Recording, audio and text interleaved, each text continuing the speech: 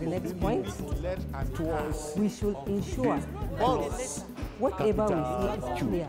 That means work is being done. We can see that it is in opposite direction.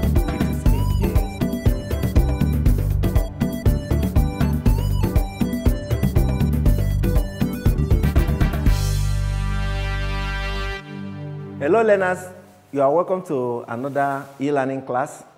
My name is Obi Fine, your usual teacher in economics. Today we are going to still look at population. Population is a very vast topic.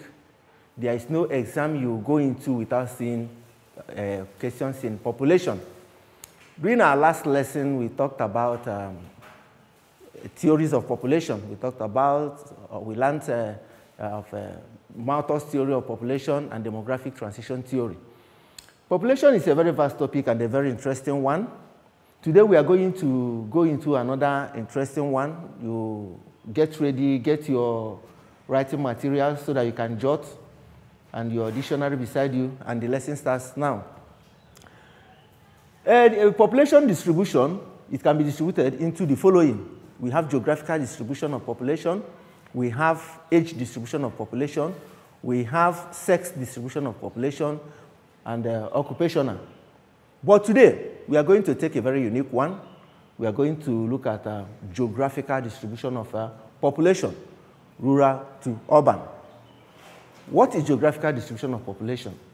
Geographical distribution of population means the dispersion, movement, or drift, or even migration of people from one geographical area to another. Today we are going to limit it to rural and urban centers. But widely, when we are talking about geographical distribution, geographically, that is areas, different areas, movement of people from one geographical region to another.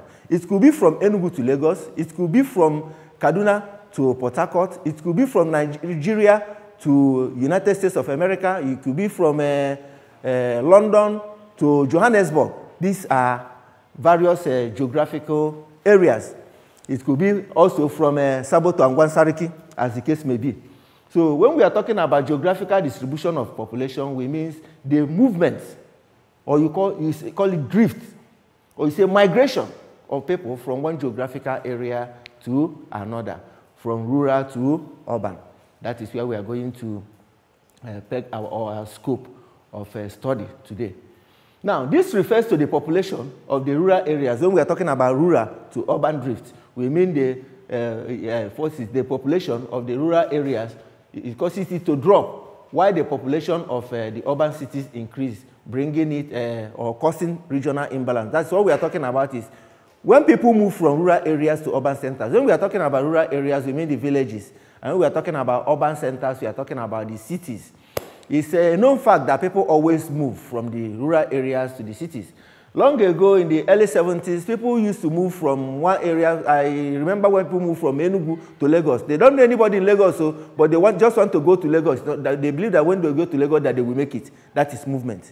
That is migration. That is drift, where people move from one geographical area to another. Some people may even leave Kogi, that is Lokoja, and move to Kano. When I go to Kano, since it's a business area, I will see something to do. Meanwhile, they don't know anybody there. That is also movement. Now, let us look at the reasons for rural to urban drift. Why do people move from rural areas to the urban centers? Let us look at the reasons and let us pick them one after the other. Number one, people migrate from the rural areas to urban cities because of economic reasons. Industries, commercial banks, insurance firms often follow population concentration. When we are talking about population concentration, we mean where people are many, where there is concentration of people, where the population is very dense. That is what we mean by population concentration. Government offices are also located in capital cities. If you come to Kaduna now, you get to the cities, that is where you see main government offices at the heart of the city and not in the rural villages. That is where you meet the secretariat and the other big offices. big commercial banks, their head offices and everything are located in that area. So people move from rural areas to the urban centers in order to do what? In order to find employment. Number 2, educational industries such as primary, secondary, and universities are sited in urban cities to meet requirements of workers' children, since labor concentrates in the cities. So since labor concentrates in the cities, all these people that are working in the cities, their children must go to school. And since their children must go to school, these educational institutions must be sited around the cities so that to ease the difficulties of their children or children of the workers going to the needed institutions. Number 3, concentration of social amenities such as water, electricity, telephones at offices and homes by government widens the urban-rural economic gaps. So people migrate to urban centers to escape rural poverty. Most people leave the rural areas in order to go to the urban centers to escape poverty. They believe that nothing is happening in the rural areas. Just like the villages, by the time you go to the villages, you don't see offices, you don't see banks, you don't see other big establishments where somebody can apply and get employed. So this group of rural dwellers move to the urban centers where they can find escape rural poverty.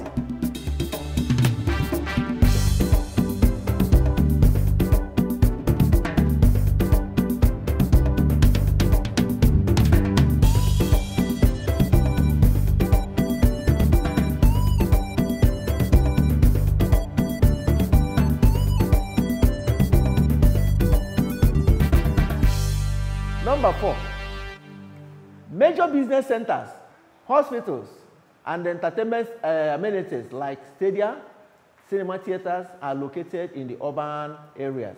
So population migrates to these facilities to find easy and cheaper, where they can find facilities easily and cheaper.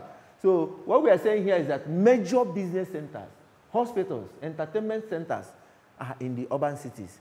You see people living in the villages because just like, you know, doctors cannot stay in the villages, or most health workers, they may not like to stay in the village because of lack of social amenities in the villages. So rural dwellers also leave the villages in order to come to the urban centers to access these facilities. If you go to major hospitals, most of the people you see there are people that come from the rural areas.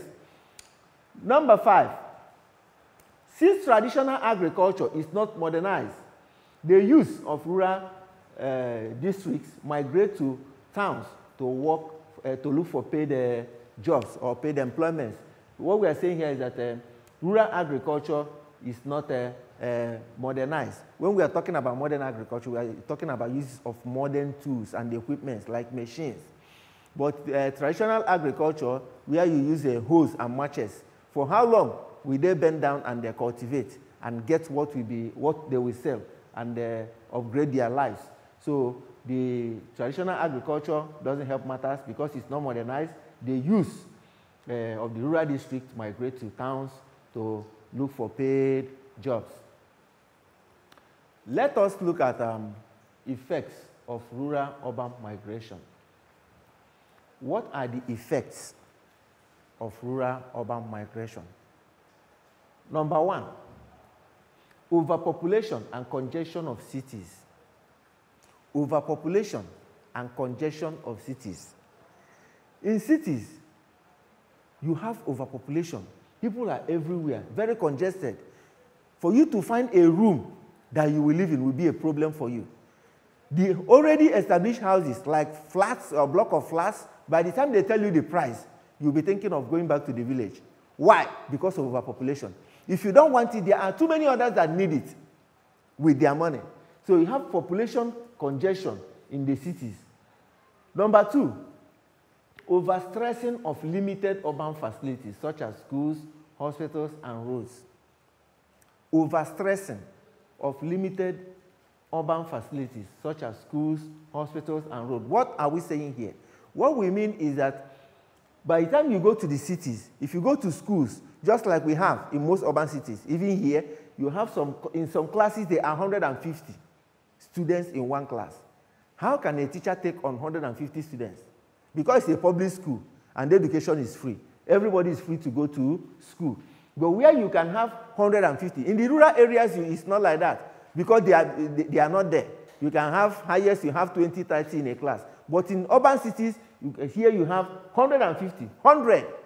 In hospitals, you go to the hospital in the morning and come back in the evening. Sometimes you come back not seeing doctor because of what? Because of a population explosion.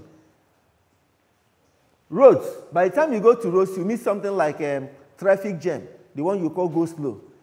Before you move for a kilometer, it takes you an hour or two to get to a kilometer, where ordinarily you move for 2 minutes or 3 minutes. So these are what we mean by stressing of limited urban facilities, schools, hospitals, and roads, and others. Number 3, high rate of youth unemployment. High rate of youth unemployment. In urban centers, because of the population explosion in urban centers, people leave different rural areas to get to that center.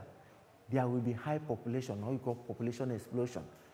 By the time there's an advertisement for first slots, or a company want to, they want to add up to what they have in their company. They may have like 5 slots, and they advertise for the replacements. You may see more than 20,000 people coming for 5 slots. That will tell you that what we are talking about, high rate of unemployment. Even you have underemployment, where some graduates may come down to do even class 5 job. They want to just to make sure that they see something that they can put in their mouth. That is another way you can explain a high rate of youth unemployment. Number 4, widespread crime, such as armed robbery, drug pushing, and kidnapping, and other etc., etc.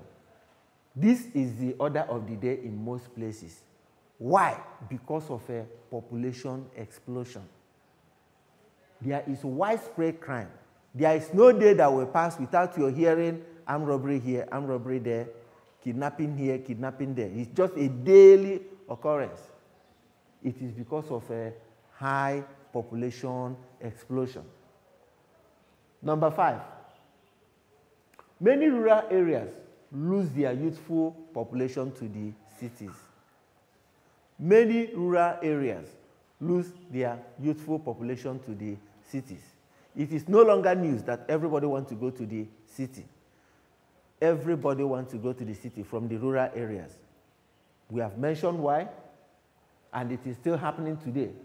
By the time you send them for holiday, after holiday, they will start crying that they don't want to go back.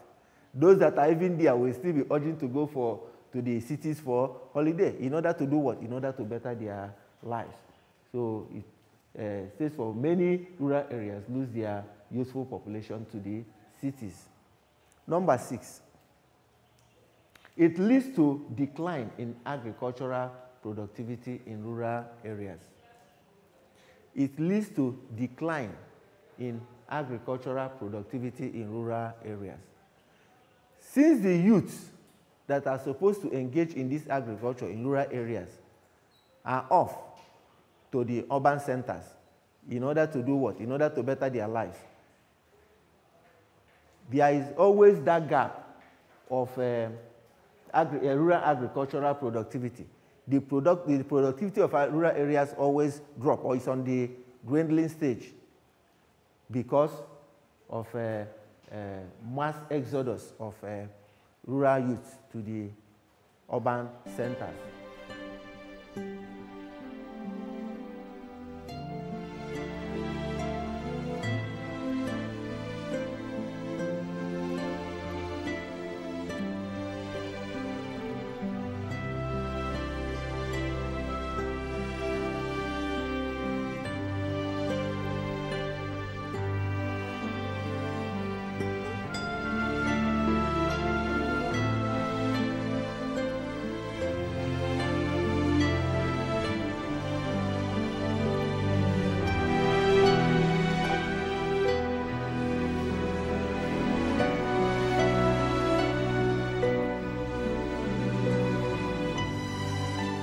Now, let us look at control of rural-urban drift.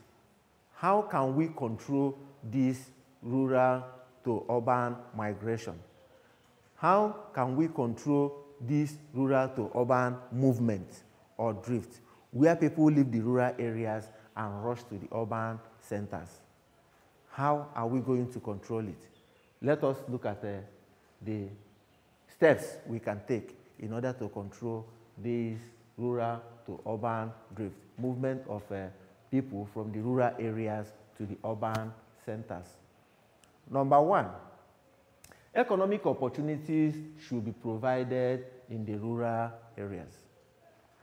Economic opportunities should be provided to the rural areas, meaning that those economic activities that you find in the urban cities or in the cities should also be replicated in the rural areas, so that those that are moving from the rural areas to the urban centers in search of economic prosperity will as well stay back in the rural areas, because the economic prosperity they are looking for in urban cities are already in the rural areas. Number two, social infrastructural facilities such as roads, water, electricity, schools, hospitals should be provided in the rural areas. So these social infrastructural facilities, especially water, electricity, and hospitals, because road is very important. For you to go from here to there or connect one or two communities, you must pass through a road. The another important one is electricity. Electricity, without electricity, most businesses will not take off. In the villages, with electricity, people can engage in photocopying, they can engage in other small-scale businesses that require electricity. They can do a recharge card business. They can also charge their phones in order to engage in their businesses. Another good one is hospitals. If hospitals are there, people will not be going from villages to centers in order to look for government hospitals, because majority of them move for government hospitals. The private hospitals are out of their reach because they cannot pay the cost of private hospitals. So if government should institute hospitals in the rural areas, it will reduce the stress, it will reduce the migration, it will reduce the drift from the rural areas to the urban centers. Number three, agriculture should be modernized. First, increasing farmers' income. Agriculture should be modernized. When we talk about modernization of agriculture, we mean use of modern equipment and technology in order to boost agriculture for mass production to be very, very possible. When you have mass production in agricultural products, farmers will be able to get enough money from their produce. They are running away from farming because of what? Because farming is a yearly something. It matures yearly. It's not a manufacturing firm that can manufacture 100 of this today. Tomorrow they manufacture another 100. No, farming takes time. And with this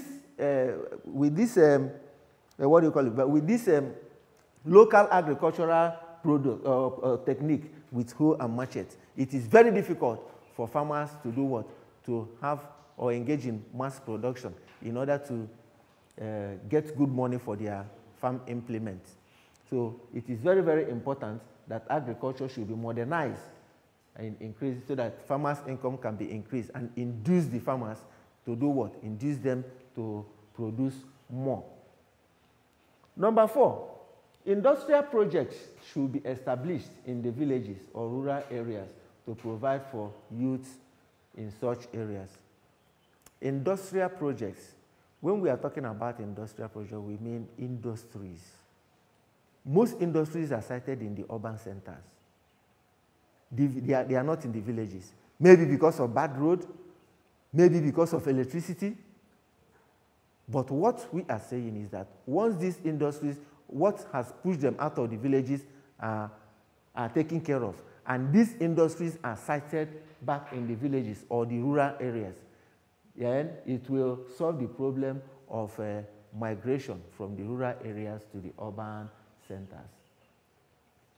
Number five, arms of government departments and financial institutions should be established to provide employment opportunities and attract some social infrastructure in the rural areas. Arms of government institutions. When we are talking about arms of government institutions, we talk about different offices of the government. You have the secretariat here now. You may still have the extension of Ministry of Education there, Ministry of Finance in the other side. Then you have other departments along the line. You have banks, you have insurance companies in those places in order to do what? In order to increase employment opportunities. Once these things are there, you now find out that the migration or movement or drift of people from the rural areas to the urban centers are reduced. We have come to the end of today's lesson. Let us look at what we have done so far. The topic of today is geographical population, geographical distribution of population, and the area we are taking is rural to urban. That is movement of people from rural to urban centers. That's the one we have taken for today. We talked about reasons for rural to urban drift. Why do people move from rural areas to the urban centers? We talk about people migrating from rural to urban centers in order to do what? In order to look for economic opportunities. We equally talked about the effects of rural to urban migration. What are the effects? Number one, overpopulation and congestion of cities. Number two, we have overstressing of limited urban facilities such as schools, hospitals, and etc. Number three, we have high rate of youth unemployment. We equally look at control of rural-urban drift. How do we control the movement of people from the rural areas to the urban centers? We talked about economic opportunities should be provided in the rural areas, social infrastructures such as roads, water, electricity, schools, and hospitals should be provided in the rural areas. We equally learned that agriculture should be modernized to increase farmers' income. Let us look at the assignments. Number one, define geographical distribution of population. So what is geographical distribution of population? Number two, mention 5 reasons for rural-urban drift. What are the 5 reasons, or give us 5 reasons why people move from the rural areas to the urban centers? Number 3, identify 5 effects of rural to urban migration. What are the effects? We want just 5 of them. Effects of people moving from the rural areas to the urban centers. When they move, what are the effects? Number 4, suggest ways of controlling urban-rural migration or urban-rural drift. I repeat. Number 1, assignment. Define geographical distribution of population. 2, mention 5 reasons for rural to urban drift. That is rural to urban movement. Number 3, identify 5 efforts of rural to urban migration. Identify 5 effects. Identify 5 effects of rural to urban migration. While the last one, number 4, suggest ways of controlling rural to urban movement. Suggest ways of controlling rural to urban movement. These assignments, you can send it to my contact. I remain Obi Ifeanyi, 080-350-328-31. You can send it to my WhatsApp using my contact. I repeat, Obi Ifeanyi, 080-350-328-31. Stay safe, keep learning, and God bless you.